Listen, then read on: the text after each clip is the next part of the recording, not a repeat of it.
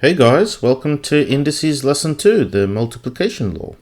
The multiplication law tells us that if you have a to the power of m times a to the power of n, it equals a to the power of m plus n, where a is the base and m and n are the powers.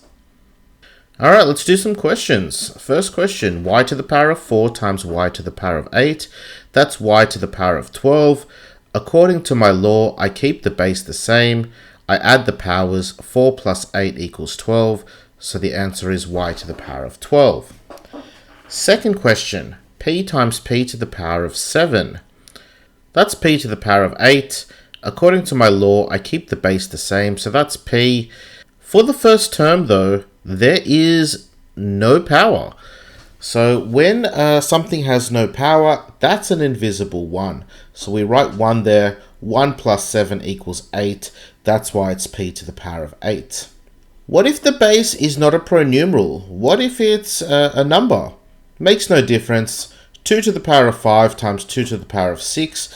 That's 2 to the power of 11. The base stays the same. You just add the powers. If we have more than one pronumeral, like question 4, a squared b cubed times a to the power of 4b to the power of 2, well, you work with the a's first, so that becomes a to the power of 6, and you work with the b's second, so that becomes b to the power of 5. Question 5, remember everything has a power, so the m with no power has an invisible 1. And then I can do my m's, m to the power of 6 times m to the power of 1. That's m to the power of 7. And then I deal with my n's, n to the power of 4 times n to the power of 5. That's n to the power of 9. Question 6 has p and q. P and q are completely different things, so you keep them separate. You don't combine them. Question 7 has some coefficients. That's 5x squared times 6x cubed. 5 and 6 are the coefficients, they're the big numbers. So you multiply them like normal. 5 times 6 is 30, and then you use the index law only on the x's. X squared times x cubed, that's x to the power of 5. What if you have negative numbers? Makes no difference. For question 8, minus 4 times 6, that's minus 24. Then you deal with the a's. A cubed times a cubed is a to the power of 6. And then you deal with the b's, that's b to the power of 7. Question 9 has 3 terms. No problem. Same principle. You deal with the coefficients first. 2 times 4 times 3, that's 24. Then you work with the x's. X squared times x squared, that's x to the power of 5. Then you deal with the y's. Y times y squared times y to the power of 4. That's y to the power of 7. Question 10 has 3 pronumerals and also some negative numbers. Doesn't matter, we can still solve this the same way. We do minus 2 times 3 times minus 5. That gives us 30. Then we do x squared times x squared. That gives us x to the power of 4.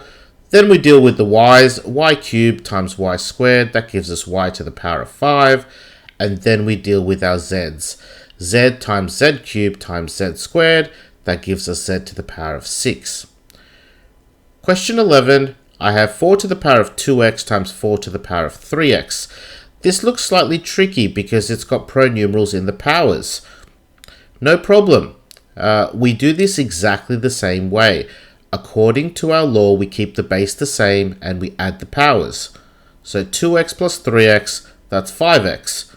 So the answer is 4 to the power of 5x. Question 12, very similar. According to our law, we keep the base the same, so the base is y. We add our powers together.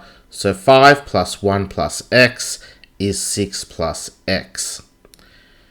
Question 13, similar to question 12, just a little bit harder. We multiply our coefficients. The second term does not have a coefficient. That means it's an invisible 1. So 4 times 1 is 4. Then we deal with a to the power of x plus 2y times a to the power of 2x plus 3y.